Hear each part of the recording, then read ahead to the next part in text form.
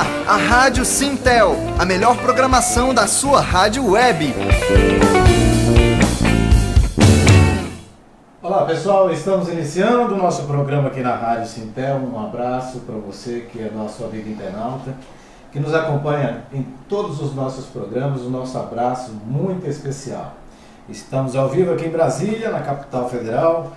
Hoje nós vamos fazer a edição de número 89 do nosso programa. E hoje a Rádio Sintel vai entrevistar o desembargador federal do trabalho da 10ª região, o Dr. Grijalvo Fernandes Coutinho, que já está aqui comigo para bater esse papo. Nós vamos conversar sobre vários assuntos, vamos tratar de reforma trabalhista, reforma da Previdência, direitos trabalhistas, enfim, tem várias perguntas aqui formuladas, mas antes, deixa eu cumprimentar o desembargador, Dr. Grijalvo. Tudo bem, doutor? Tudo bom, tudo ótimo, Edivaldo, é uma satisfação. Cumprimento também o Michel, que nos acompanha aqui, ou seja, fundamental para que essa entrevista seja realizada. Cumprimento todos e todas que estejam nos acompanhando pela internet e vão acompanhar depois. É uma imensa satisfação poder conversar sobre assuntos tão relevantes e, ao mesmo tempo, cumprimentar a entidade sindical, o Sintel, por ter uma estrutura de comunicação que é fundamental em qualquer tempo, especialmente nos tempos de pós-verdade, nos tempos de muitas fabricações de fatos e, portanto, é importante sempre ter a contra-hegemonia, ou mais especificamente, meios de comunicação que não pertençam necessariamente a uma mídia oligopolista, uma mídia que tem sempre a sua versão dos fatos de acordo com seus interesses. Seja bem-vindo, fique à vontade nesse bate-papo. Aliás, aqui na nossa mesa tem aqui as obras do Dr. Grijalvo, está aqui na Resistência. Daqui a pouco o senhor vai falar sobre esses livros. Pois não. Que o senhor escreveu e que muito contribui com a sociedade brasileira. Dr. Grijalvo, vamos começar pela reforma trabalhista, né? Ano passado, em novembro, ela foi sancionada, tem um ano, um pouco mais de um ano. E a pergunta que se faz é o seguinte: quem ganhou, já que nós temos aí um período já para avaliar os resultados dessa reforma, quem ganhou e quem perdeu até agora com essa reforma trabalhista, doutor Grijalvo? Edivaldo, na verdade nós não precisávamos nem de um tempo de vigência dessa lei 3.467 de 2017, nós não precisávamos nem de um tempo para saber a quem ela privilegiava e a quem ela prejudicava. Só o acompanhamento dessa reforma, cujo projeto inicial foi apresentado no final de 2016 pelo governo Michel Temer e votada às pressas, concluída já em julho de 2017, já era lei, e com entrada em vigor em novembro de 2017, nós tivemos uma série de alterações na consolidação das leis do trabalho e em outras leis. E a tônica desse projeto, que virou lei, foi sempre no sentido de diminuir a proteção ao trabalho e ao trabalhador. Foi uma lei, uma proposta muito clara de dar aos patrões, mais especificamente, vamos denominar ao capital, um poder maior e, ao mesmo tempo, permitir com que se ampliasse as margens de lucro do sistema capitalista. Foi uma lei, portanto, guardada a meu ver, em primeiro lugar, de uma ilegitimidade pela forma como ela foi promovida, sem diálogo sindical, sem conversa, sem uma lei de atropelo, no momento que o próprio governo também guardava uma séria dúvida sobre a sua legitimidade, considerando o processo de impedimento parlamentar, como ele se verificou. Bom, mas aí um processo político que eu teria que ir mais adiante, mas de qualquer forma, para a validade de uma norma jurídica, nós sempre deveríamos estar atentos às lições do saudoso Roberto Lira Filho, da UNB, já falecido, um combativo professor que deixou alguns escritos importantes, e ele, entre outras assertivas, ele diz que um dos requisitos de validade de uma lei é a legitimidade do próprio processo. Então, nós poderíamos discutir a legitimidade do governo que encaminhou a lei, a forma que ocorreu o impedimento parlamentar da presidenta anterior ao senhor Michel Temer, e poderíamos chegar num segundo ponto de legitimidade, que é aquele que diz respeito a uma tentativa de dilacerar direitos do trabalho sem negociação com os envolvidos. Foi tudo feito muito às pressas, com financiamentos altíssimos, né, de empresas, uma reforma, portanto, que foi feita para agradar os setores empresariais. Foi feita pelos setores empresariais. Há um site muito conhecido, o Intercept, né, que mostrou como é que se deu toda essa aprovação das propostas, como é que elas saíram, como é que foram votadas, tudo rapidamente. Então, Edivaldo, nós não precisaríamos de fazer uma avaliação de a quem serve esse tipo de lei. Na verdade, é uma lei de tentativa de dilacerar direitos que foram conquistados a duras penas. E nós já estamos verificando isso na prática com muita nitidez. Uma mudança que mais de 100 artigos da CLT foram alterados. Em todos eles, sem nenhuma exceção, há sempre uma retirada, um prejuízo ao trabalhador. Não há sequer uma tentativa de disfarçar. Porque a lei poderia disfarçar, olha aqui, vamos contemplar aqui, vamos tirar aqui na essência. Não, não tem sequer esse disfarce. É uma toada só, a toada de diminuir direitos. E o que marca profundamente esse projeto, que virou lei, na verdade hoje lei, é essa ampliação de poder para o capital e, ao mesmo tempo, eu diria que alguns eixos são muito claros. Talvez um dos mais relevantes é a questão da jornada de trabalho, em que ali se permite a prorrogação da jornada em tudo quanto é hipótese, sem remuneração adicional. Entendeu? Mas há vários outros problemas com esse projeto e com essa lei, na verdade, e que, portanto, precisam dialogar com a Constituição e com o direito internacional do trabalho. Nós estamos começando agora a nos defrontar com os primeiros processos, cuidando dessa matéria, e a gente vê o arraso que foi, porque, na verdade, não é uma reforma trabalhista, porque você reforma algo que, em tese, você vai aperfeiçoar, melhorar. Nós estamos tratando de uma tentativa de desmonte do direito do trabalho no Brasil, que fique claro. Foi uma deforma. É uma deforma, como alguns denominam, uma deforma trabalhista. Não estamos tratando de reforma. Portanto, é necessário contextualizar a reforma. Mas é também preciso dizer, Edivaldo, que isso não encerra o debate em torno do assunto. Nós temos uma lei, como eu disse, que carece de legitimidade, portanto não teria validade, mas se superarmos esse requisito da legitimidade, nós vamos perceber também que essa lei, em quase a sua totalidade, ela não se compatibiliza, ela na verdade não é que não se compatibiliza, ela ofende a Constituição da República, ela ofende o direito internacional do trabalho. E é por isso que ela precisa ser avaliada frente a essas normas e princípios que regem o direito do trabalho e que estão, inclusive, constitucionalizados ou estão no direito internacional do trabalho. Agora, o discurso, doutor Grijaldo, para aprovar essa lei, era que geraria mais empregos no Brasil. Para isso era necessário fazer uma reforma trabalhista. Gerou empregos ou precarizou ainda mais as condições dos postos de trabalho? Puxa, não gerou empregos. Os primeiros dados já levantados pelos órgãos de pesquisa revelam que houve uma pequena queda de desemprego nos últimos meses. Os níveis chegavam a 14%, hoje estão em cerca de 12% desempregados, sem contar os desalentados, aqueles que nem procuram emprego. Portanto, nós estamos falando só de quem está procurando emprego. Algo em torno de 14 milhões de trabalhadores e trabalhadoras no país. Mas o que acontece, na verdade, com esses números primeiros apresentados, com mais de um ano de vigência da reforma, dizendo que aí caiu o desemprego? Mas o que nós temos, e aí também os dados revelam dramaticamente, é de que a informalidade ela foi exponencialmente cresceu exponencialmente nos últimos meses. Portanto, quando você apura taxa de desemprego, você considera empregado qualquer um informal. Entendeu?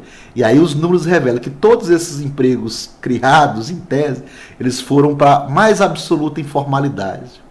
Ou seja, aumentando o quadro de tragédia social no Brasil, porque no Brasil a remuneração, o conjunto da remuneração já é muito baixa. Ela não provê as necessidades básicas de uma família, de um cidadão, de uma cidadã. Então, a partir do momento em que eu retiro direitos, mesmo dos formais, e jogo para a informalidade um quantitativo considerável, o que deve ser uma tendência para os próximos meses e anos é de que a informalidade cresça ainda mais. Eu digo, essa taxa, esses informais, eles entram no quadro de empregados. Só que eles não têm direito a férias, 13º, horas extras, têm condições as mais precárias possíveis. Ou seja, na verdade, estamos aí a imaginar algo como se nós estivéssemos no início do século XX, final do século XIX, em que a informalidade graçava na sociedade brasileira. Então, isso é por demais preocupante. Qualquer pesquisador sério na área da economia vai demonstrar de que, na verdade, nós estamos, se legitimarmos essa reforma, retirando direitos e jogando milhares ou milhões de trabalhadores para informalidades que vão ter que viver de forma da mais precária possível, sujeita a acidentes de trabalho, doenças e outras mazelas que lamentavelmente circundam as relações de trabalho no Brasil. Nós estamos conversando aqui com o desembargador federal do trabalho da 10ª região aqui de Brasília, Dr. Grijalvo Coutinho. Está conversando com a gente sobre reforma trabalhista, vamos abordar também outros assuntos como a terceirização e por aí vai. Doutor Grijalvo, tem uma pergunta aqui que foi feita pelo nosso departamento jurídico que queria passar para o senhor, porque é também certamente do interesse dos nossos amigos internautas. A partir do julgamento do STF sobre a terceirização, que está nesse eixo aí, reforma, né? Está sim, Edivaldo. Como fica a responsabilidade entre o tomador acerca das verbas trabalhistas, né, as verbas rescisórias, pela empresa terceirizada? Bom, para mim esse é um dos temas ou um dos fenômenos mais atentatórios ao direito do trabalho, que se chama terceirização. É um modo de repartição da cadeia produtiva que foi concebido a partir da experiência japonesa, da sua crise no pós-guerra, e que, para resolver parte dos problemas das empresas, iniciou um processo de terceirização que depois ganhou o mundo. Mas a terceirização, eu preciso ressaltar isso, ser repetitivo em relação a outras intervenções minhas, ela tem dois propósitos muito evidentes. O primeiro, de natureza econômica, reduzir os custos com o valor trabalho, ou seja, tornar o trabalho mais barato, precarizar. É isso. Se eu diria, a culminância de uma precarização, ela está na terceirização. E um outro motivo da terceirização, o segundo, não menos relevante, é de natureza política, porque a terceirização, ela fragmenta, divide a classe trabalhadora, de modo que os trabalhadores, muitas vezes, pertencentes a uma mesma categoria, sequer conseguem se identificar como integrantes dessa categoria profissional, porque divididos começam a ver o intermediário como se o intermediário fosse de fato o patrão, quando na verdade não é. É apenas uma ficção o que se fez. Então, a terceirização ela precisa ser vista sob este enfoque. E as pesquisas também são largas, eu tenho uma especificamente sobre esse assunto, duas, aliás, pesquisas as quais revelam que terceirização é sinônimo de precarização extremada de acidentes e mortes e mutilações no trabalho, portanto, que fique bem claro. Então, a terceirização, na verdade, ela é incompatível com o direito do trabalho do ponto de vista jurídico, porque a Constituição, a consolidação das leis de trabalho, o próprio modelo ocidental de inserção, de regulação das relações de trabalho, muito bem definiu que nessa relação, ela é uma relação entre patrões e empregados, não há lugar para o intermediário do ponto de vista jurídico, é o que diz nossa consolidação das leis de trabalho, nos seus artigos 2º e 3º, por exemplo, quando define o que é empregado, o que é empregador. Pois bem, mas o fenômeno atravessou e se espalhou à margem do ordenamento jurídico no Brasil, especificamente. E muitas discussões foram travadas, a jurisprudência abriu as portas para a terceirização, mas ao mesmo tempo que abriu, criou algumas ressalvas de terceirização. Terceirização não poderia se dar na atividade fim, que haveria responsabilidade subsidiária quando a terceirização fosse na atividade meio. A terceirização, a jurisprudência andou avaliando a terceirização e abrindo um pouco a porta. O que ocorreu com a decisão do Supremo mais recentemente, e aí antes mesmo da vigência, aí mesmo independentemente da vigência da reforma trabalhista, porque o Supremo analisou essa matéria de terceirização sem levar em conta a reforma trabalhista, olhou na verdade a terceirização sob um ponto de vista do passado, do que era a terceirização, e o Supremo Tribunal Federal, de maneira surpreendente, mudando até a sua própria jurisprudência sobre o assunto, a partir de 2014, uma primeira decisão que tem uma repercussão geral, embargos declaratórios, é um pouco chato, não vou falar sobre esse procedimento, essa questão processual, mas o fato é que o Supremo inovou e declarou que a terceirização na atividade fim, ela é constitucional a partir de sua análise, que eu considero, na minha visão, fico entre os ministros, ficaria na mesma corrente dos ministros vencidos de lá, de que terceirização não se compatibiliza com a Constituição, muito pelo contrário. Mas, de qualquer forma, o Supremo abriu essa porta. Aí eu quero assinalar, em primeiro lugar, que o Supremo decidiu que a terceirização na atividade fim pode ser realizada. E este fato não é critério para o reconhecimento da relação de emprego com o tomador de serviço. Bom, mas eu digo o seguinte, mesmo assim, ainda cabe analisar, no contexto de cada autos, o que é empregado e o que é empregador. Apenas o fato de terceirizar por si só, segundo o Supremo, não pode afastar a relação de emprego com o intermediário, né? Então, eu acho que ainda assim merece uma análise de cada caso concreto para ver se não estão presentes os requisitos da relação de emprego diretamente entre o tomador e o trabalhador. Isso vai depender de cada caso concreto. Quanto à responsabilidade subsidiária, aí sim o Supremo foi na linha do que já vinha decidindo a jurisprudência do TST. Se houver uma terceirização e não houver esse vínculo de emprego entre o trabalhador e a empresa principal, e se houver condenação na Justiça do Trabalho, há uma responsabilidade subsidiária do tomador de serviço, que seria, em tese, antes aquilo que nós vimos considerando o empregador. Então, só que essa responsabilidade ela não é solidária, ela é subsidiária, portanto, ela é uma responsabilidade fragmentada ou mais frágil, porque é o contrário da solidária, em que todos respondem igualmente a qualquer tempo. Para a subsidiária, eu preciso primeiro esgotar os meios de executar o devedor principal. Essa é a jurisprudência do TST, que nessa parte foi mantida pelo Supremo Tribunal Federal. Então, continua a responsabilidade subsidiária do tomador de serviço. Mas, para mim, isso não resolve o problema, porque nós temos os impactos da terceirização, eles são danosos às relações de trabalho.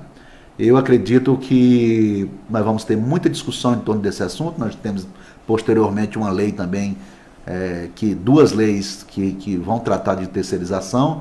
É um debate que não se encerra, o próprio Supremo pode vir apreciar no momento de maior tranquilidade, no momento em que hoje me parece que o trabalho é responsável por todas as tragédias do país e tudo se joga nas costas do trabalho ou da classe trabalhadora. E ainda assim, eu acho que essa luta não se encerra com o Supremo Federal. Eu acho que as entidades dos trabalhadores devem continuar combatendo a terceirização. Eu acho que nós, magistrados de trabalho, devemos continuar analisando se de fato, além da terceirização, se há uma relação de emprego ali ou não. Mas eu acho que, em primeiro lugar, não tenho dúvida de que são as entidades sindicais, são os trabalhadores que devem, sim, olhar para a terceirização com todas as cautelas possíveis, porque a responsabilidade subsidiária ela legitima o fenômeno perverso e ao mesmo tempo ela vai atuar em termos de solução de um ponto de vista muito periférico, não vai resolver o problema. Então nós estamos diante de um debate, Edivaldo, que se nós tivéssemos que discutir 3 dias aqui, nós teríamos como falar 3 dias aqui sobre terceirização. Eu só queria dizer o seguinte: houve, sem nenhuma dúvida, para o direito do trabalho, para o movimento trabalhista, para a classe trabalhadora, uma grande derrota com a decisão do Supremo. Isto é fato. Mas, como eu sempre disse, os fenômenos também, tudo eu entendo como produtos culturais, e são os trabalhadores, os embates mais adiante, que vão dizer se de fato essa terceirização vai se consolidar, como indicou o Supremo Tribunal Federal. O Supremo apontou disse sobre a matéria, mas é evidente que os trabalhadores têm as suas negociações coletivas, os seus embates, para não permitir, porque senão nós vamos ter cada vez mais empregadores fictícios nas relações, o número hoje que já dá conta de 25% de terceirizados. Aliás, eu gostaria de dizer, nessa questão, eu só gostaria de assinalar que os terceirizados são as maiores vítimas. Eles são as maiores vítimas nesse processo todo, porque são os afetados com os seus direitos, que são precarizados, recebem valores insuficientes, são muitas vezes informais e são as maiores vítimas de mortes e mutilações de trabalho. Portanto, se tem alguém que é profundamente afetado, é todo trabalhador terceirizado ou aquele que vai passar a ser terceirizado. Muitas vezes até quarteirizado. Né? Sim, aí a cadeia é muito extensa. Por isso é que nós, no direito do trabalho, temos discutido também formas de enfrentar essa matéria, que vamos respeitar a decisão do Supremo, mas vamos analisar também outras formas de compreensão do direito do trabalho. E uma delas é exatamente a história do empregador complexo, que é o empregador, ou seja, todo aquele que se beneficia da prestação de laboral dentro de uma cadeia produtiva, ele é empregador dentro de uma concepção mais ampla de relação de emprego. Perfeito. Eu estou conversando aqui no programa com o desembargador federal da 10ª região, do TRT da 10ª região aqui em Brasília, doutor Grijalvo Coutinho. Mandar um abraço aqui, doutor Grijalvo, tem muita gente acompanhando, o diretor do Sintel, Geraldo Coan, Fernando Diniz, Clemilton Saraiva, mandar um abraço à doutora Flávia, do Departamento Jurídico do Sintel, acompanhando o programa. Um abraço a vocês todos. Você que está nos acompanhando pode fazer uma pergunta, se tiver tempo aqui a gente passa para o doutor Grijalvo, aqui no nosso bate-papo aqui na Rádio Sintel. Doutor Grijalvo, a gente fica imaginando assim, reforma trabalhista, todos esses problemas que os trabalhadores tiveram, os prejuízos que os trabalhadores tiveram e têm, porque a lei está vigorando, e o acesso dos trabalhadores à justiça após a reforma trabalhista. Eu queria que o senhor falasse sobre isso, porque é muito importante. Muito importante. Eu falei dessa dita reforma, que não é reforma, que um dos eixos dela é aumentar a jornada sem o pagamento de qualquer hora extra e a intensidade do trabalho.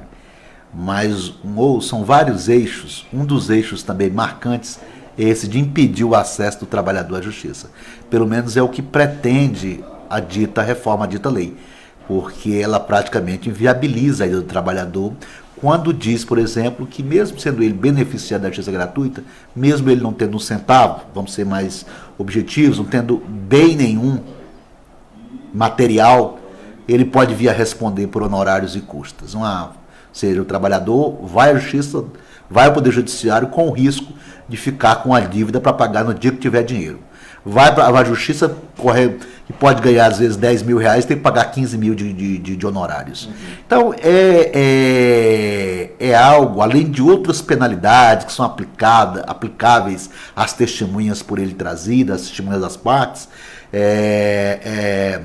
a responsabilidade por custas, a responsabilidade por honorários advocatícios, mesmo sendo beneficiário da justiça gratuita, algo que não tem nenhum precedente, nenhum paralelo, sequer no judiciário comum, que em tese trata de demandas entre iguais. Nós estamos falando de direito do trabalho, direito que é marcadamente analisado e assim concebido para ser protetivo, porque a relação é marcada pela desigualdade material entre capital e trabalho. E o direito do trabalho ele surge exatamente para compensar essas desigualdades, oferecendo a aplicação de princípios protetivos nas relações de trabalho, tanto na hora de legislar, como também na hora de julgar, de interpretar as normas. E aí eu tenho uma lei que é mais dura com o trabalhador do que contra qualquer outro cidadão que vai à justiça comum. É algo sem precedentes, é uma ameaça concreta, dizendo, não venha aqui, porque se você vier aqui, você corre o risco de ter uma dívida, porque se ele não tiver dinheiro, Edivaldo, se ele perder tudo, ele paga honorários, mas a dívida dele, ele vai pagar os honorários, ou se ele não tiver como pagar naquele momento, vai ficar lá, no dia que ele tiver dinheiro, ele vai pagar aquela dívida. E se ele ganhar 15, ganhar 10, ele pode pagar 15 de honorários. Eu já vi decisões condenando o empregado a pagar 700 mil de honorários. Ainda bem que estão sendo reformadas, porque isso é incompatível. Então, na verdade, é uma reforma que diz ao trabalhador para ele não ir à Justiça do Trabalho. E isso não se compatibiliza com a Constituição, que fala do acesso, do livre acesso, da gratuidade judiciária para quem não pode arcar. Eu estou fazendo um antidireito do trabalho e antiprocesso do trabalho. Isso não é compatível com as balizas do direito do trabalho. A matéria está posta no Supremo com 2 votos proferidos. Um voto dizendo que é inconstitucional e um outro voto dizendo que é constitucional, mas tem que moderar aqui, moderar ali. E no final respalda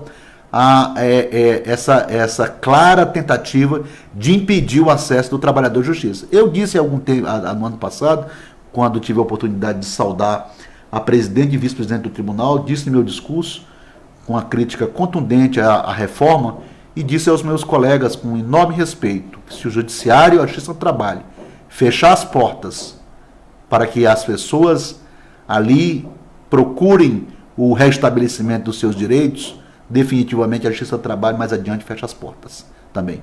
Porque ninguém vai a uma casa em que não é bem recebido. Se alguém vai a uma casa em que há uma faca do pescoço, uma ameaça de tirar aquilo que o trabalhador não tem, e não tem mesmo, a Justiça do Trabalho foi criada para ser uma justiça gratuita, uma justiça eminentemente gratuita, para que as pessoas possam livremente, o direito de ação também está lá previsto na Constituição. Então eu tenho um arcabouço, eu tenho um ordenamento jurídico, uma norma da OIT também, que trata sobre o assunto, que esse tipo de veto é algo ofensivo ao direito do trabalho e ao processo do trabalho. As decisões hoje elas estão caminhando para lá e para cá, você tem decisões as mais variadas possíveis, tem uma ação do Supremo que, por enquanto, há um voto a favor de negar o acesso à justiça e o outro contrário, dizendo que é inconstitucional. Eu não sei o que vai ocorrer no Supremo. Por enquanto, alguns tribunais já declararam a inconstitucionalidade dessa norma, pelo menos 5 tribunais, pelos seus plenos, já declararam a inconstitucionalidade dessa norma. Mas é também, Edivaldo, com muita certeza, uma das matrizes mais perversas da reforma, que é a negação de acesso do trabalhador à justiça. É algo sem precedentes. Perfeito. Aproveitando esse gancho e essa discussão, esse debate que está havendo na sociedade em relação ao fim da justiça do trabalho, inclusive os advogados, juízes e servidores da justiça do trabalho já fizeram várias manifestações, Rio de Janeiro, São Paulo, em Brasília foi recentemente, né, na Câmara dos Deputados. Como o senhor vê essa manifestação, doutor Grijalvo, para conscientizar a população da importância de se manter a justiça do trabalho e que ela desempenhe seu papel como tal? Puxa, Edivaldo, eu gostaria de ter tempo para falar tudo que teria a dizer sobre esse assunto, que parece simples, mas é de uma complexidade, porque afinal tratar de um problema político como esse, que é de natureza política, a extinção da justiça do trabalho, ele não pode ser avaliado em rápidas palavras, mas eu vou tentar ser sintético, porque eu sei que o tempo da comunicação ele não é tão longo, e assim deve ser rápido. Eu só diria o seguinte: essa proposta de gestão do trabalho não é nova, ela já surgiu em alguns momentos, surgiu lá no final dos anos 90, mas agora com outros componentes, né? Depois de uma tentativa de dilacerar, liquidar o direito do trabalho, vem em seguida essa proposta ainda não formalizada, de extinção, fusão, incorporação da Justiça do Trabalho. O que eu diria sobre isso? Que nós estamos numa época de contra-revolução no Brasil, em que o capital acha que pode tudo e os seus prepostos. Acham que podem destruir direito, destruir instituições de proteção ao trabalho, acabar com o Ministério do Trabalho, acabar com a Justiça. Então, alguns setores mais radicalizados, eles têm essa intenção em acabar com a Justiça do Trabalho, diminuí-la, porque já não basta acabar com o direito do trabalho. Eu diria o seguinte: a Justiça do Trabalho só se justifica se houver direito do trabalho. Direito do trabalho fincado com seus princípios. Então, essa é uma premissa básica. Se for para ser justiça, uma justiça para julgar demandas entre iguais, sem direitos sociais, não há necessidade de jurisdição especializada. Eu parto dessa premissa, um pouco na contramão de vários dos meus colegas, que acham que a Justiça do Trabalho pode se manter por si só, com essa estrutura grande, necessária que ela existe no país. Não, ela existe enquanto houver direito do trabalho. Para mim, isso é básico. Segundo, essa proposta me parece muito mais algo como um balão de ensaio para talvez disfarçar o que se quer, na verdade, que é acabar com o direito do trabalho. Liquidar de vez com o direito do trabalho. Não acredito que essa proposta tenha grande viabilidade no Congresso Nacional, embora seja um Congresso extremamente conservador, um dos mais conservadores. Mas, para isso, tem toda uma história da Justiça do Trabalho, setores da sociedade civil organizada que estão reagindo. O próprio parlamento, muitas vezes, pode ter uma compreensão extremamente conservadora, mas diante da pressão, dos movimentos, e os próprios setores do judiciário, não só a Justiça do Trabalho, que também são contrários, né? A Justiça Federal não quer essa fusão, o Supremo Tribunal Federal tem impressão também que vai reagir. Então, essa medida eu acredito que é mais um balão de ensaio, ou então algo daqueles mais radicais, aqueles empregadores do setor rural, muitas vezes, que tem ojeriza à Justiça e ao Ministério Público do Trabalho, nesse momento em que a classe trabalhadora, de alguma forma, do Brasil está contra a parede, ou sendo apertada. Eu não acredito que uma medida dessa seja aprovada. Não acredito, mas também não duvido, porque nós duvidamos de muitas coisas nos últimos anos que acabaram acontecendo. Mas eu acho o seguinte, que o que se quer, na verdade, é mais desgastar o direito do trabalho. Agora, uma coisa para mim está muito clara. Está muito clara. A Justiça do Trabalho, ela pode morrer de uma outra forma. E eu volto ao primeiro ponto. Ela pode morrer se ela não for fiel ao direito do trabalho, se ela negar o acesso das pessoas aos seus espaços de demanda. Se ela agir como justiça comum, como se ali fossem iguais e legitimasse todos os atos, ou consolidasse todos aqueles atos contrários ao direito do trabalho. Então, o meu receio que essa instituição desapareça não é por uma PEC que virá ser eventualmente apresentada daqui a 2, 4, 5 meses, que eu acredito que não passa. O meu receio é que a Justiça do Trabalho morra de forma mais lenta, se não for fiel ao direito do trabalho. Este é o meu receio de que isso pode acontecer, independentemente de um ato concreto nesse momento, de uma emenda constitucional. Portanto, eu gosto sempre de contextualizar. Não acredito que a PEC seja aprovada. Acho que todos os atos são importantes para denunciar esse tipo de ação. Mas esses atos, eles não podem perder de vista qual é o objeto central de setores do capital nacional e internacional, que é liquidar o direito do trabalho, não apenas a Justiça do Trabalho. E se a Justiça do Trabalho não cumprir o seu papel, o Ministério Público do Trabalho cumprirem o seu papel, essas instituições desaparecerão não tão rapidamente, mas também não tão tardiamente. Perfeito. Doutor Benjaba, eu queria que o senhor colocasse agora, já que o Sintel-DF é o Sindicato de Trabalhadores em Telecomunicações e Teleatendimento.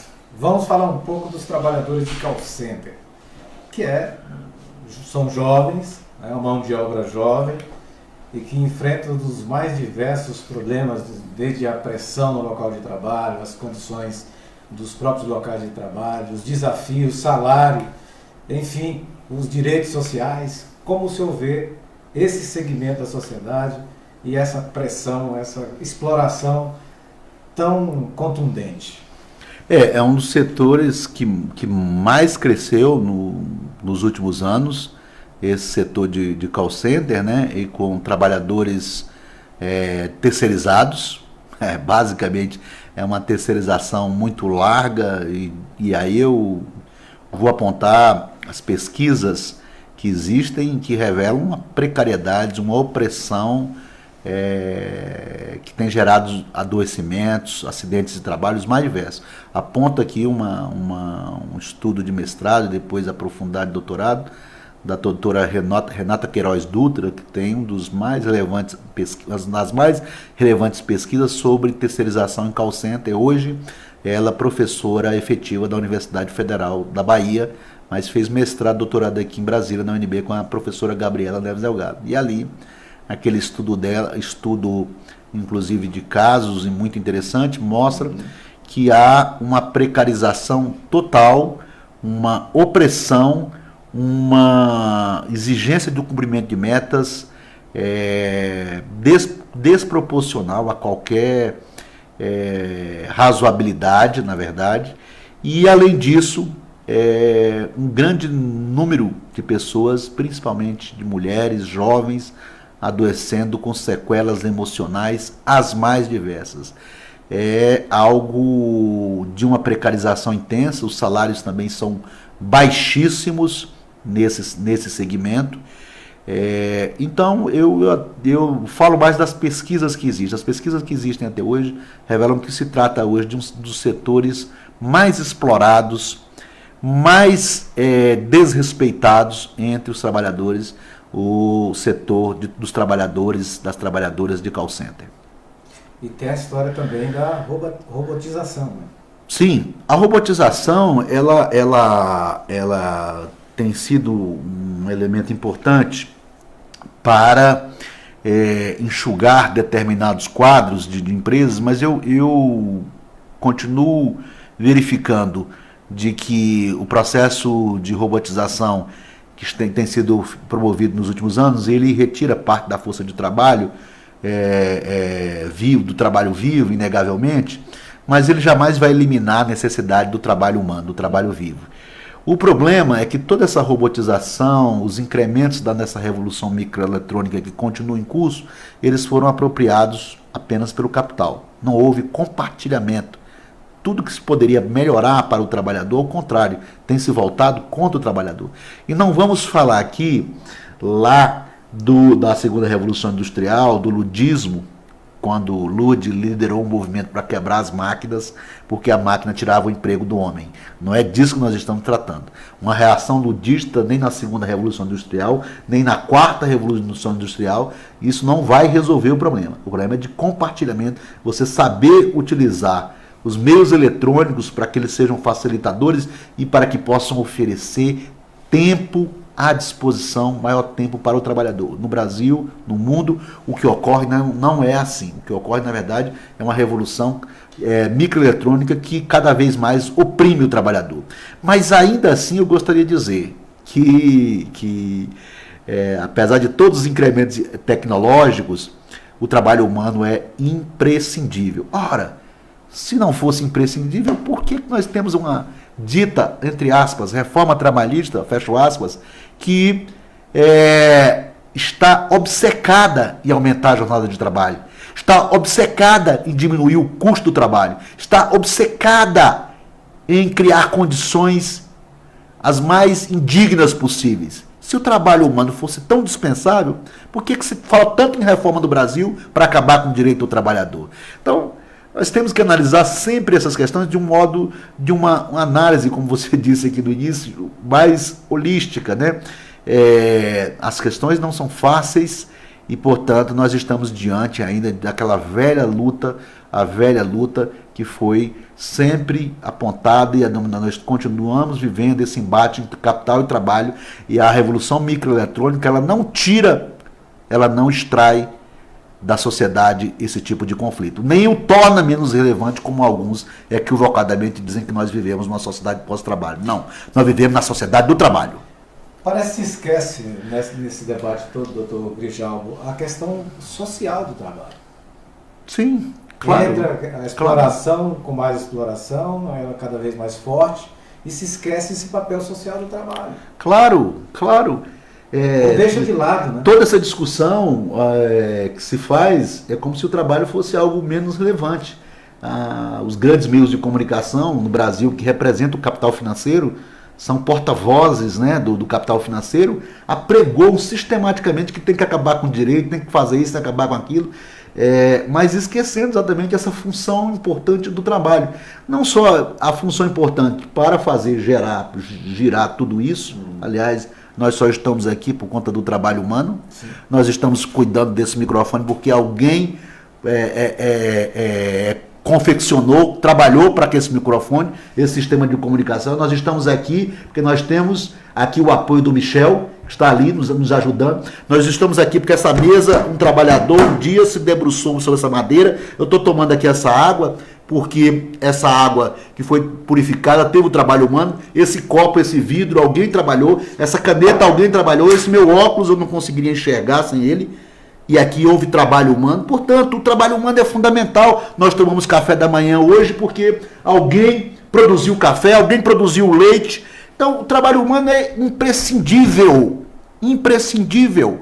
Imprescindível. Sem ele, não há geração de riquezas. E aí eu tenho que analisar o outro lado. Se eu tenho uma sociedade dividida, que alguém é dono dos meios de produção e o outro é dono apenas da força de trabalho, no mínimo eu tenho que verificar essa função social do trabalho, que quando eu compro a força, quando o capitalista compra a força de trabalho, ele não está comprando uma caneta lá para o seu escritório. Tem um ser humano que está ali trabalhando e que não pode ser tratado. Porque, afinal de contas, foi isso que moveu as grandes lutas. O século XIX é o século dos grandes contrastes, em que nós tínhamos uma revolução industrial que achávamos que a sociedade achava que tinha chegado ao seu patamar de civilização com a máquina, com as grandes invenções. E ao mesmo tempo eu tinha na periferia de Londres, não só de Londres, mas principalmente das cidades industriais da Inglaterra, a miséria e a pobreza reinantes. Então, o que eu diria era exatamente isso. O trabalho tem uma função social importante e o trabalho nessa sociedade ele vai continuar sendo elemento determinante para as grandes transformações sociais. Alguns dizem que a sociedade pós-trabalho. Não. No dia que nós tivermos uma sociedade pós-trabalho, nós não teremos mais capitalismo. É uma sociedade que não depende. Aí a gente vai trabalhar em teoria do mais-valor, o que gera riqueza. Riqueza, na verdade, o que gera riqueza, o que gera mais-valia absoluta e não apenas relativa, é o trabalho humano. Então o trabalho humano ele é fundamental. No dia que os tecnocratas acharem que o trabalho humano não resolve mais nada, eu os aconselho a fazer o deslocamento da casa em algo que não tenha trabalho humano. Eu os aconselho a se alimentar no dia a dia sem o trabalho humano. É o trabalho humano, portanto, que é fundamental. Há outras lutas importantes, que foram muitas vezes relegadas, diminuídas, que elas são importantes, mas elas se incluem nesse contexto. O feminismo é muito importante, mas ela tem que se inserir dentro dessa discussão toda das relações de trabalho. O feminismo, a luta contra a homofobia, a luta contra as grandes injustiças, contra os grupos minoritários da sociedade, tudo é extremamente importante. Em algum momento da história, essas lutas foram colocadas em caráter secundário quando não são. Elas são tão importantes, mas elas se inserem também dentro da luta mais geral, que é por dignidade laboral humana para todos. Perfeito, estou conversando aqui com o desembargador federal do Distrito Federal, do TRT da 10ª região, Dr. Grijalvo Coutinho. Está batendo um papo com a gente sobre a reforma trabalhista, falando da terceirização, da função social do trabalho, aqui na Rádio Sintel.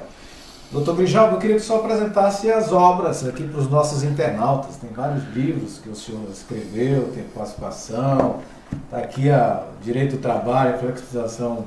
Este livro, o Direito do Trabalho Flexibilizado por FHC em Lula, é uma pesquisa de 2008, foi publicado em 2009, é uma análise rápida das medidas que impactaram o direito do trabalho, com maior ênfase no governo FHC, e algumas medidas também do governo Lula, mas principalmente do governo FHC. Mas esse livro ele é contundente na crítica a essas medidas que flexibilizaram o direito do trabalho.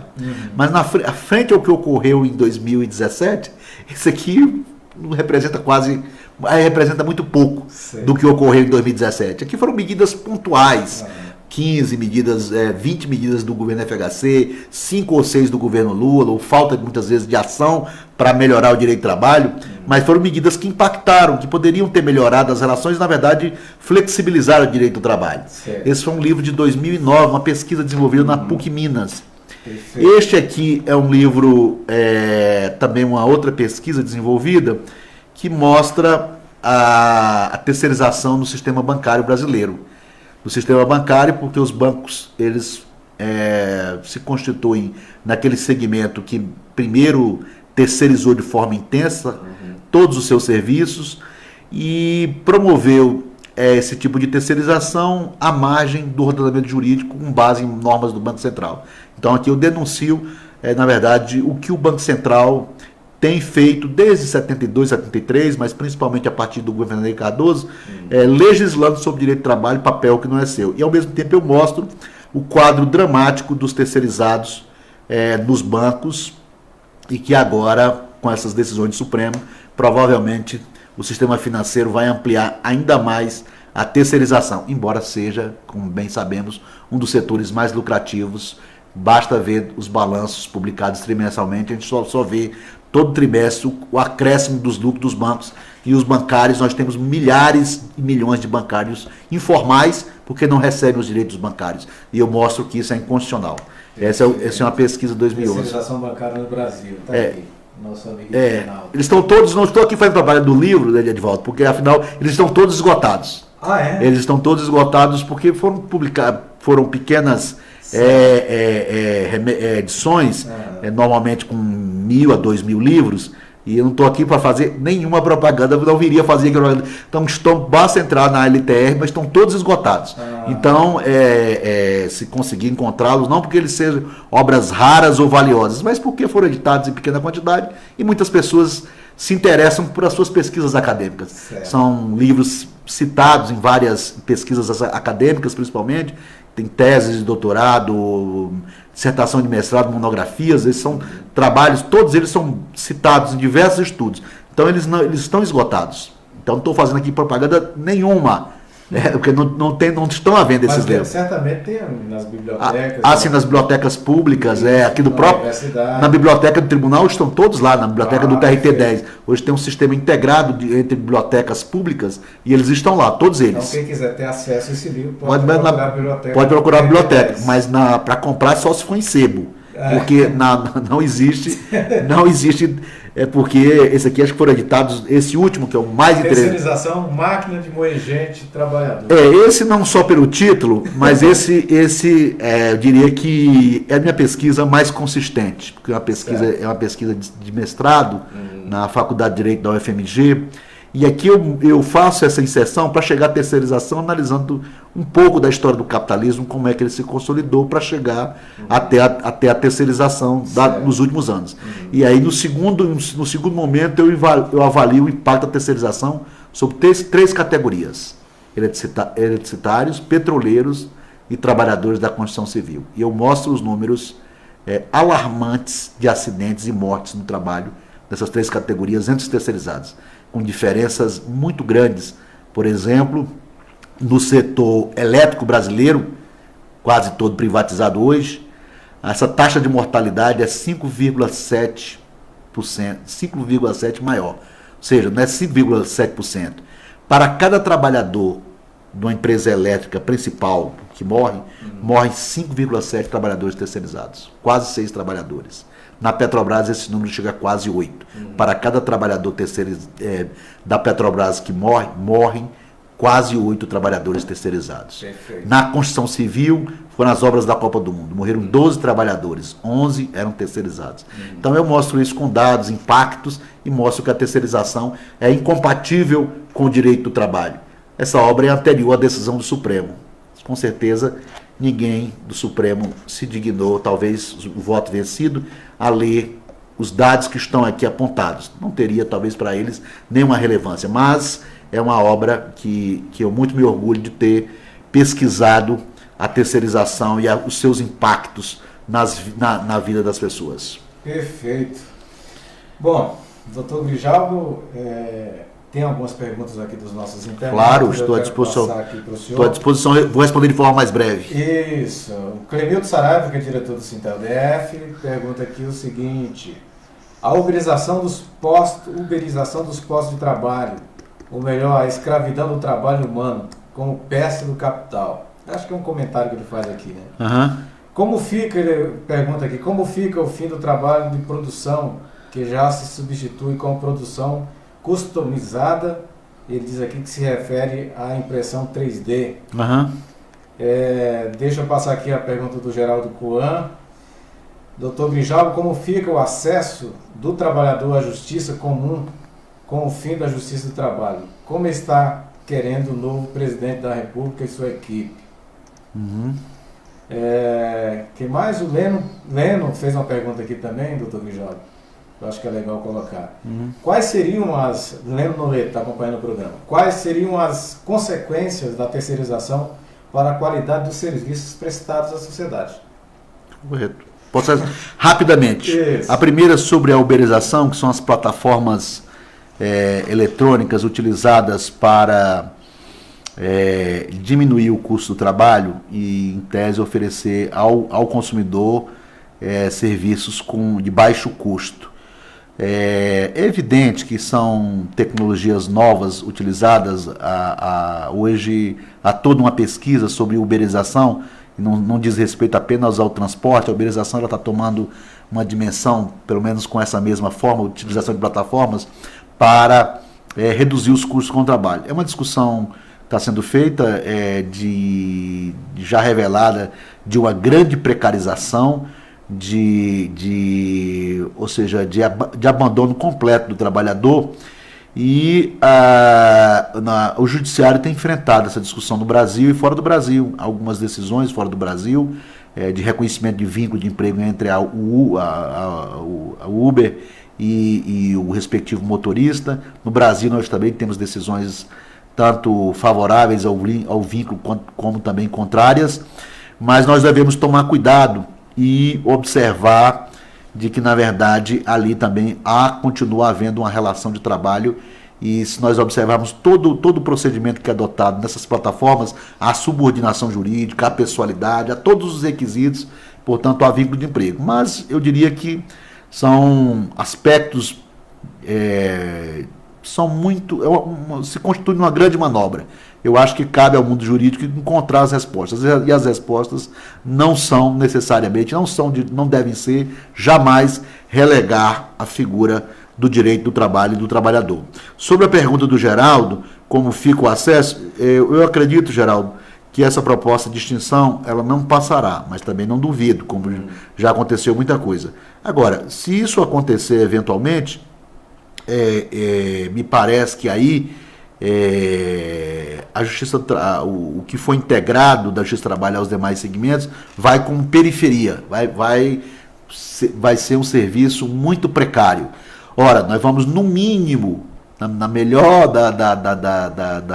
das intenções ou das probabilidades, normalizar a eternização da demanda. O que significa isso? A Justiça do Trabalho tem os seus problemas, a Justiça do Trabalho poderia ser mais ágil, eventualmente, mas é o segmento que resolve com maior celeridade os processos.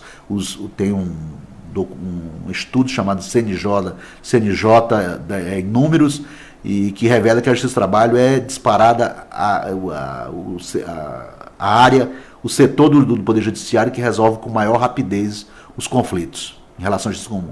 Se houver uma unificação, nós vamos normalizar essa demora que muitas vezes é quase eterna para as pessoas. Mas não só isso, nós teremos todos os problemas atinentes à morosidade e também a um olhar de partes desiguais como se iguais fossem. Eu custo crer que ela será extinta, mas nós devemos tomar todo o cuidado, toda a cautela possível, por isso os atos são importantes.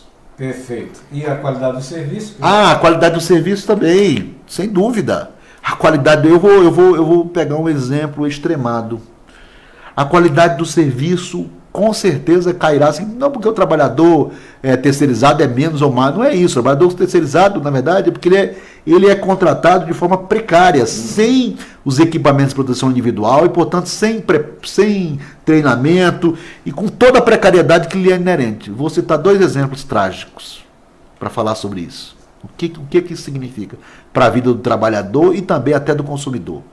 Nós tivemos um acidente na Petrobras nos anos 90, em que os trabalhadores da Petrobras e os terceirizados da Petrobras estavam numa operação de mergulho em alto mar, e houve um problema qualquer e os comandos foram acionados para que eles voltassem à plataforma.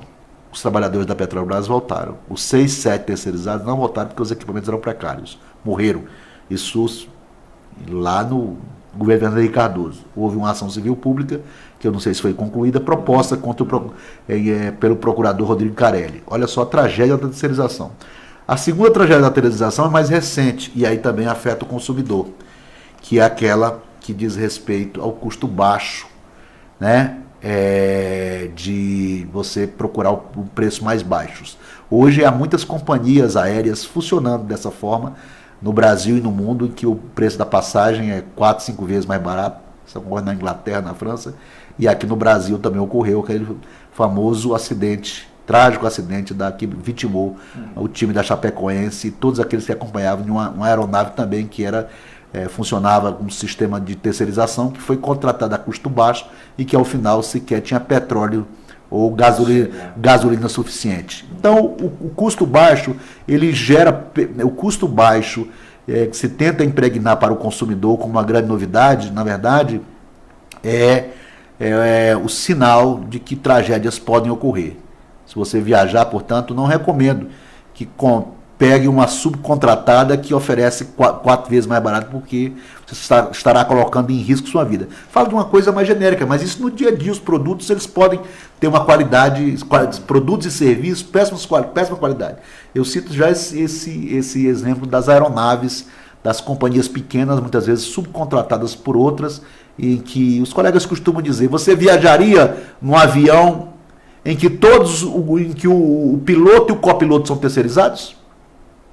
Não é porque o piloto e o copiloto sejam menos competentes, é que o piloto e o copiloto terceirizados provavelmente não receberam o mesmo treinamento, não tem o mesmo know-how para operar aquela máquina, ou trabalhar numa aeronave de uma empresa pequena que não tem como oferecer serviços. Então, essa questão da qualidade é muito importante e para alguns casos, não são poucos, nós que estamos vivendo esse ano com tantas tragédias, é que hoje lamento profundamente, estou triste, a tragédia que ocorreu, mais uma no Brasil depois de Brumadinho, que foi o acidente, o incêndio no Ninho do Urubu, no centro de treinamento do Flamengo, clube pela qual tenho a minha predileção, mas estou arrasado ao saber que 10 jovens jogadores de 14 anos, 14 a 17, perderam suas vidas e outros ficaram dilacerados. Estou profundamente triste. A minha solidariedade às famílias desses jovens jogadores e, como um colega disse hoje numa lista, é de se perguntar se é normal que haja um trabalho infantil, mesmo para quem quer fazer uma carreira vitoriosa, milionária, deixar que essas crianças durmam em alojamentos, por mais que digam que sejam os melhores alojamentos do mundo.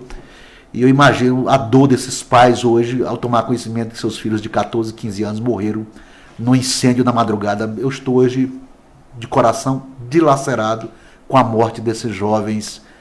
Me dói profundamente. Ok. Bom, doutor Grijalvo, tem mais uma pergunta para fazer para o senhor aqui.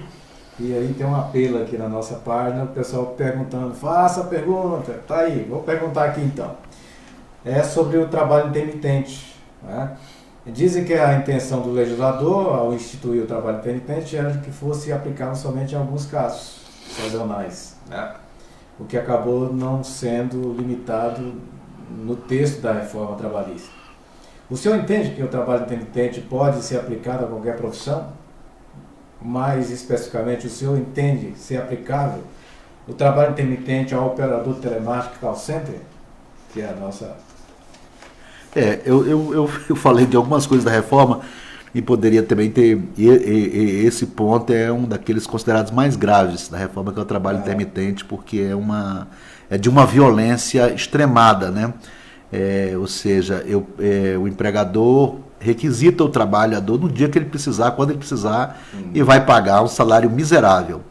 E o trabalho intermitente ele não se compatibiliza, na minha avaliação, com a relação de emprego, com o próprio conceito de relação de emprego.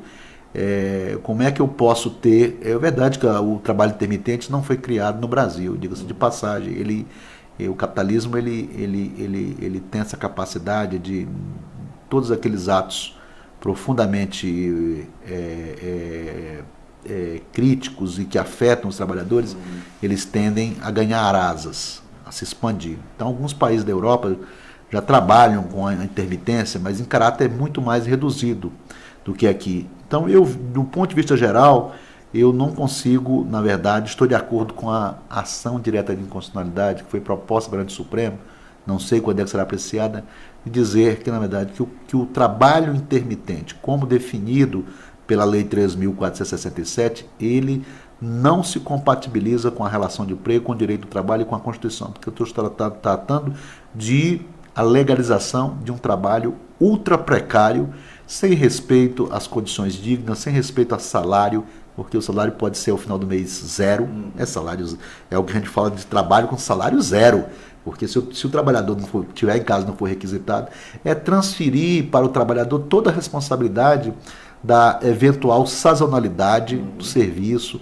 Então, eu vejo com todas as objeções a esse tipo de mecanismo jurídico em qualquer relação, não só apenas para alguns casos. Tenho que este é um dos mais graves pontos da reforma trabalhista e também tenho uma impressão que, ainda que o Supremo tenha, de alguma forma, diminuído o direito de trabalho nos últimos anos, este é um ponto que não vai contar com facilidade de respaldo do Supremo. Esta é apenas uma impressão minha, porque dada a violência com que se quer implantar um regime que é rasgar o direito do trabalho por inteiro. Contrata um garçom e ele fica contratado e lá uma vez a cada 15 dias ele é chamado para trabalhar. No final do mês ele vai ter um salário. Já foi até demonstrado que às vezes o salário dele pode ser negativo. Exatamente. Porque ele precisa contribuir no mínimo sobre um salário mínimo para a Previdência, e pode ser, se ele for contratado, dependendo do valor se ele for chamado um dia, 2 dias, a contribuição dele para a Previdência pode ser maior do que ele vai receber. E se ele não comparecer? Se ele não comparecer, com todas as consequências legais de quem falta ao trabalho. Quer dizer, é uma inversão. Nós estamos parecendo que voltando ao século XVIII, quando leis foram criadas no século XVIII, antes do direito do trabalho. Eram leis para punir o capitalismo, para se robustecer, se consolidar em sua fase industrial. Ele demorou alguns séculos, mas uma marca, pelo menos 6 séculos. Uma das marcas do capitalismo para essa consolidação foi preciso ter leis antes do direito do trabalho, leis para punir o empregado. Ou seja, para que ele fosse explorado, não pudesse se rebelar, não pudesse reivindicar salário, então foi montado todo um cenário, um aparato jurídico para punir o trabalho. Então, em alguma medida, a história não se repete, nós estamos falando de uma realidade completamente diferente, mas me parece que esse tipo de lei é um tipo de lei que quer punir o trabalho, e eu preciso aumentar aqui as minhas riquezas, só vou fazer isso da forma mais selvagem e dura possível. Eu estou de acordo com aqueles que estão advogando a tese no sentido de que o trabalho intermitente ele é inconstitucional, ele é flagrantemente violador de qualquer norma do trabalho. Perfeito. Eu não poderia terminar essa entrevista sem fazer mais uma pergunta para o senhor. Pois não, Edivaldo. Mais uma outra. Edivaldo, estou à disposição. Reforma da Previdência. Eu queria a opinião do senhor, eu queria o seu comentário sobre isso. Edivaldo, é interessante a reforma da Previdência, né? Eu estava analisando, nós tivemos nos últimos anos 2 reformas, grandes reformas da Previdência, 2. Nós tivemos uma começou em 95, no início do governo Fernando Henrique Cardoso, que redundou na emenda 20, que já retirou muitos direitos previdenciários. Nós tivemos, no início do governo Lula, também uma reforma da Previdência, segunda, que redundou na emenda 41 de 2003. E agora, 15 anos depois, nós temos de novo uma reforma da Previdência, uma proposta de reforma da Previdência. Então, o que eu diria é o seguinte, está claro de que os setores do capital financeiro são os grandes promotores dessas reformas, e especialmente dessa de hoje. Os setores financeiros vendem essa ideia de que será a salvação do país, uma reforma previdenciária para retirar direitos, e isso sistematicamente, com dois propósitos, na minha visão. Em primeiro lugar, há uma briga por dinheiro, ou seja, no momento que eu retiro dinheiro da Previdência, eu passo esse dinheiro para os rentistas, para remunerar os rentistas nacionais e internacionais. E em segundo lugar, mas talvez tão importante quanto, não nessa ordem de importância, que é a própria privatização daquilo que se chama sistema previdenciário, em todos os sentidos, com capitalização, securitização, ou seja, um grande filé para os bancos, para o sistema financeiro. Então, eu quero, por um lado, retirar dinheiro para pagar rentista, por outro lado, que é complementar, privatizar a previdência, o sistema de previdenciário como um todo. Ou seja, uma conta para deixar qualquer banqueiro de olhos bem abertos e felizes. Porque é essa a tônica da reforma da Previdência. E o pior é o seguinte, como eu disse, os meios de comunicação do Brasil, eles são apêndices do sistema financeiro. Vendem isso sistematicamente como verdade. Há diversos estudos mostrando que a Previdência não é deficitária. O mais importante da professora economista Maria Lúcia Fatorelli, que desvenda, tira o véu do que dessa história de déficit previdenciário. Eu vi a proposta, li algumas coisas da proposta, ela é profundamente dura. Eu diria que a proposta não é dura, a proposta acaba com o sistema de previdência no Brasil, né? Quando você exige idade de 65 anos, somente com os trabalhadores mais humildes que começaram a trabalhar com 10, 12 anos de idade. Imagina um pedreiro, por exemplo. Pedreiro, pois é. Então é profundamente, é o fim ou seja, para aqueles que já estão no sistema vão receber migalhas, e para os que vão ingressar no sistema vão ter que depender da sorte dos fundos de pensão, de que tudo corra muito bem com os bancos, de que nunca quebre nada.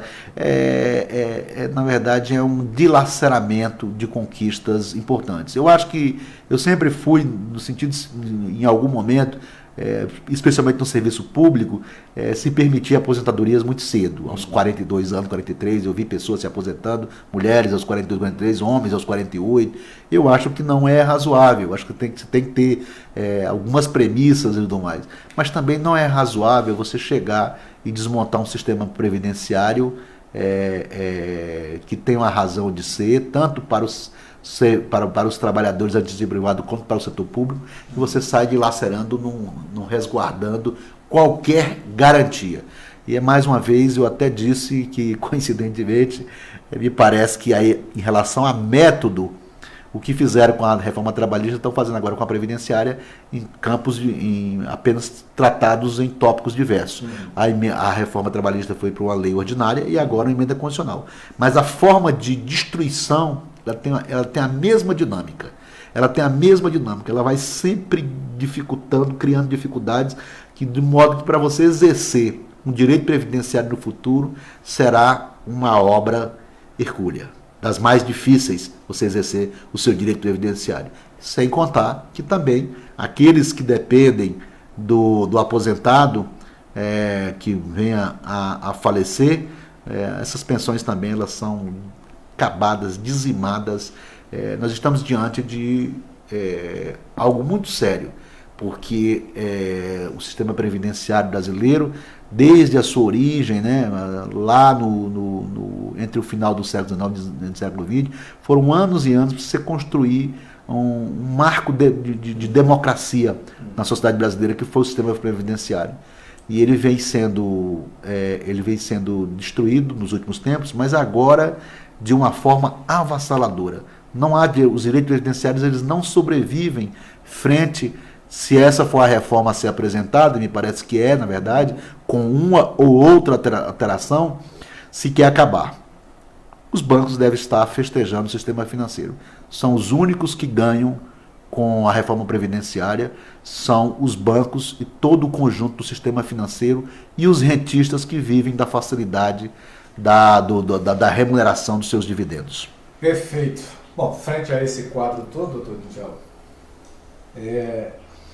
resta nos fazer uma pergunta, né? Assim, no sentido de que como a sociedade, como os trabalhadores, como a população deve enfrentar isso, de que forma se organizar para fazer frente a essa retirada de direitos, tanto os direitos trabalhistas, né, como agora com essa reforma da Previdência, os direitos previdenciários. Edivaldo, não é fácil, quem sou eu para dar conselhos aqui numa rádio de sindicato de trabalhadores que conhecem a realidade dura e crua mais do que eu do dia a dia. Eu tento, desde que 16, 17 anos de idade, que eu tento compreender os movimentos da sociedade, como é que eles funcionam, estudando, analisando, vendo, porque isso muito me interessa. Eu sou magistrado, trabalho há quase 30 anos, mas antes disso tudo eu sou um sujeito crítico em relação ao que ocorre, tendo sempre a desconfiar de quase tudo na sociedade. Mas o que eu diria é o seguinte: nós estamos comprovando de que a história da sociedade não é um movimento retilíneo de progresso. Os positivistas da história nos diziam, ou tentaram nos dizer, que sempre a sociedade é uma sociedade que evolui, que progride. Não. A sociedade, ela tem grandes retrocessos e tem, às vezes, avanços. Chegamos ao século XX achando que era o século da liberdade, o século das conquistas, o século da modernidade. A Revolução Industrial atingiu o seu ápice, a máquina, portanto, o conhecimento, a filosofia. Todos diziam que o século XX era o século da modernidade, o século em que as pessoas tinham o sujeito individual ganhado a sua autonomia, a filosofia, tudo era o que nós tivemos no século XX. 2 guerras mundiais, 2 tragédias, aqui muito recentemente, na verdade a segunda como continuidade da primeira, e nós vimos. E o que nós temos hoje no Brasil? Nós temos um retrocesso imenso em vários campos. Como reagir a tudo isso? Eu acho que aí só com processos de luta. Você não conquista os direitos humanos, eles nunca são dados, eles podem ser retirados, eles nunca são ampliados por iniciativa de um ou de outro, ou principalmente por interesse do Estado, que o Estado serve a quem sempre serviu, o Estado. Então eu diria que para resolver só processos de luta. O que eu vejo, sim, eu gostaria de ser mais otimista, é que os processos de luta, hoje, e eu não vou aqui avaliar quais são os problemas, mas é que eu estou vendo que os processos de luta eles não estão à altura ainda de uma reação aos retrocessos. Esse aqui é o problema. Agora, isso vai permanecer assim? Nós vamos ter uma continuidade do retrocesso? Também na história a gente não pode fazer esse tipo de previsão. Eu não sei. O que eu vejo lamentavelmente no país, e aí eu lamento muito, é de que é um país profundamente injusto, que não rompeu com parte da sua herança escravocrata, e isso reflete nas relações de trabalho até hoje, é que nós caminhamos, lamentavelmente, para uma sociedade ainda mais injusta e mais desigual no Brasil. Até quando os afetados vão assistir de braços cruzados? Qual será o limite? Não sei. Sei que será uma sociedade muito mais insegura, muito mais violenta, muito mais injusta e, lamentavelmente, os que ora ocupam o poder acham que com mais violência, com mais repressão, com mais prisão, que vão resolver. Na verdade, pode ser que estejam pensando em todo esse aparato para reprimir daqui a pouco os movimentos sociais que uma hora vão se rebelar, dada o grau de iniquidade que se produz nesse momento contra não só os trabalhadores, mas contra todos os setores afetados da sociedade. Não é com mais polícia, não é com mais justiça criminal que se resolve isso. É com justiça social, é com direitos, é com liberdades individuais e coletivas respeitadas, é com justiça que possa funcionar efetivamente de modo igual para o fulano A, B ou C do ponto de vista do direito penal. É com justiça social, com justiça do trabalho, com direitos sociais. Hoje o quadro é bastante tenebroso no nosso país em relação a direitos sociais, pelo que a gente tem visto nos últimos 3, 4 anos. Só muda isso com luta social e com processos de luta. Portanto, não sou eu aqui a ensinar, eu estou apenas me referindo à história. Nunca nenhuma mudança que pudesse representar uma conquista civilizatória foi dada. Ela foi sempre arrancada. Ela foi sempre arrancada com processos de luta. Tomara que o meu pessimismo ele seja desmentido e daqui a 6 meses tudo isso tenha se transformado. Mas o que eu vejo ainda é um quadro mais próximo de tragédia social, até chegarmos no momento de tensão, dessa tensão mais dura, porque as pessoas não vão perder os seus empregos, deixar as suas famílias morrendo de fome e vão continuar aceitando tudo com base na falácia, nos discursos falaciosos, enganosos, que se repetem sistematicamente na mídia, promovendo alguns setores e atores a verdadeiros heróis, quando nada mais são esses heróis do que despachantes dos grandes interesses do capital, que tentam aqui ampliar as injustiças que permeiam esse país. Esse país é um país permeado de injustiças e que hoje atinge um dos seus graus mais elevados, pelo menos nos últimos 30, 40 anos, com que nós temos feito com os direitos do trabalho, com os direitos previdenciários e com a forma também em que os grandes problemas são, na verdade, analisados e enfrentados. Tomara que uma hora a reação chegue. Doutor Grijal, eu fico aqui imaginando a juventude, os jovens, não é? Os jovens, a gente já tem a idade um pouco mais, nós somos mais maduros, mas qual é o futuro, né? Como essa juventude pode se mobilizar, pode se organizar frente a tudo isso que está acontecendo? Né? De que forma? Eu vi recentemente aqui um grande movimento em relação ao passe estudantil aqui em Brasília, né, Michel? Foi feita uma mobilização nas redes sociais e aí fez com que o governo do Distrito Federal, até certo ponto, até agora, voltasse atrás da sua decisão de cobrar parcela do Vale Estudantil. Quer dizer, como a juventude, a gente lembra dos movimentos dos anos 80, dos anos 90, os caras pintadas. Então, como essa juventude hoje, eu fico preocupado, porque parece que a juventude está muito mais ligada no celular, acha que a transformação pode acontecer pelo Zap, pelo Facebook. O senhor que tem mais experiência do que eu, qual o recado que o senhor deixa para essa juventude para a gente encerrar o programa? Edivaldo, realmente o quadro é desalentador. Quando você observa, né, a falta de organização e a juventude deve... a nossa preocupação com a juventude é muito grande, especialmente com a juventude da periferia, né, com as opções de mercado cada vez mais restritas. Se fala agora numa proposta de uma CLT, de uma legislação de trabalho mais excludente para os jovens, né, sem direito a férias, 13º, previdenciários, uma coisa muito preocupante. E são milhões de jovens nessa perspectiva na busca de um emprego digno. E ao mesmo tempo nós temos, evidentemente, a ideologia mundo que propaga que tudo é uma maravilha, de que tudo se resolve ali, se você tiver um celular ou tiver o melhor tênis. Esse é um motivo de grande preocupação. Por isso é que eu gosto de olhar para o sociólogo Boaventura de Souza Santos, quando ele faz uma provocação e ao mesmo tempo um chamamento para que os jovens das periferias, as pessoas pobres possam se unir dos mais diversos modos para enfrentar a dura realidade. Acreditando nessa perspectiva, a música, por exemplo, nós falávamos aqui um importante instrumento e... no programa passado nós tivemos o GOG aqui. O rap que tem sido tão importante para denunciar o que ocorre nas periferias do Brasil e do mundo, as diferenças sociais, o racismo, a homofobia e outros atos que violam os direitos humanos.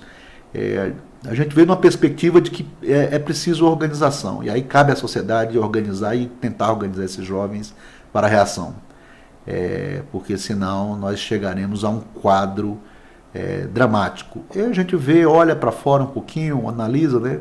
A gente já percebe que um país como a França, que atingiu um patamar de direitos sociais muito mais elevado do que o nosso, não porque lá eles sejam mais respeitadores dos direitos humanos, porque tem todo um processo histórico que se atingiu, mas hoje na França mesmo, quando há uma grande exclusão, especialmente da periferia, a juventude começa a reagir, e alguns setores se rebelam e percebem que há uma diferença nítida, né, entre os que nada têm e entre aqueles que têm meios para se manter, começam a reagir. Eu não sei, a periferia do Brasil vai reagir, mas eu imagino que todos os setores afetados, que têm os seus direitos humanos afetados, eles precisam se organizar. Eles precisam se organizar a partir do bairro, a partir da fábrica, a partir da música, mas todos eles têm que convergir num único ponto. Precisam dialogar também entre eles para que possam encontrar alternativas outras, no sentido de conferir justiça social, que está tão em falta no Brasil, hoje de modo mais evidente. E como se não houvesse limites, quer-se ampliar essas margens de exclusão e de miséria. Portanto, a juventude, tomara que não seja capturada pela ideologia dominante. Eu vejo que, lamentavelmente, até nessa briga, o capital e os seus despachantes estão ganhando também na disputa eletrônica, e é preciso também não desprezar a comunicação eletrônica, porque ela é um fato. É preciso também que ela seja utilizada como em redes para também denunciar as atrocidades, a violência e a exclusão social. Doutor Grijalbo, muito obrigado por ter comparecido aqui ao nosso programa. Aqui esse programa não foi uma entrevista, foi mais uma aula. Não. Uma aula bacana. Aqui os nossos internautas estão comentando aqui, ó. Muito legal, aprendemos muito, né, com o programa. Agradecendo a presença do senhor aqui no nosso sou eu que agradeço a todos. Espaço, né? Então, agradecemos o senhor pela participação aqui na Rádio Sintel. Edivaldo, eu tenho imensa alegria mais uma vez de ter vindo aqui, de conversar. Eu sou muito, às vezes, enfático, porque eu acredito, sobretudo, numa sociedade mais justa, uma sociedade que possa ser justa, ter uma situação bastante privilegiada, né, de magistrado há quase 30 anos, muito bem remunerado, poderia ficar no meu cantinho, mas as injustiças me doem, me corroem, e eu falo, alguns dizem que eu falo às vezes com muita contundência, e falo mesmo com contundência, porque enquanto houver uma sociedade de excluídos, eu não estarei conformado. O meu raio de atuação é limitado, meu raio de atuação é na justiça, mas também na justiça eu interpreto, aplico e julgo, evidentemente observando o direito constitucional, as normas internacionais e o direito do trabalho, que é a minha razão de ser na justiça do trabalho, é o direito do trabalho, o direito pelo qual eu gostei desde o primeiro dia em que estive na faculdade. Mas eu também digo que essa ausência de conformação, ela se materializa muitas vezes em entrevistas tão interessantes como essa, cujas perguntas foram apropriadas, poderiam ser mais duras. Eu falei que não teria limites para responder. Fica apenas um pouco da desolação, porque gostaria de vir aqui num quadro em que se desenhasse de direitos humanos respeitados. E, lamentavelmente, não é o quadro que se apresenta no Brasil nos últimos anos. Muito pelo contrário. Os direitos humanos, especialmente os direitos humanos da classe trabalhadora, estão sendo atacados sistematicamente, com reforma trabalhista, agora com reforma previdenciária. Oxalá o quadro mude, e que mude brevemente. Tá certo. Desembargador Federal do Trabalho, da 10ª Região, doutor Grijalbo Fernandes Coutinho, a gente agradece a participação do senhor. Lembrando aqui que essa coleção né, de livros. Pertence à doutora Flávia. Doutora Flávia, advogada aqui doutora do Flávia Sintel, Naves, isso. Tá vendo, doutora Flávia? A senhora guardou, tá aqui, serviu muito aqui para o nosso programa, para trazer aqui os títulos, né, do doutor Grijal. Chegamos ao final da 89 programas. Que bacana, né? Parabéns. Obrigado, doutor Djalma. Antes, deixa eu lembrar aqui, estava esquecendo, hein, Michel? Esse caneco, né? O senhor leva como lembrança. Muito obrigado. Da participação aqui na nossa rádio, na Rádio Sintel. Obrigado. Valeu. Um abraço ao Michel, que trabalhou aí com a gente nos trabalhos técnicos. Um abraço a todos os nossos amigos internautas, você que participou, você que acompanhou o nosso programa. Vá lá novamente, reveja o vídeo. Foi um programa um pouco extenso, mas o assunto realmente requer muito detalhe, muita informação para poder ser compreendido. Um abraço a todos, muito obrigado. Fica aí, um bom final de semana a todos e até a próxima oportunidade. Tchau, pessoal.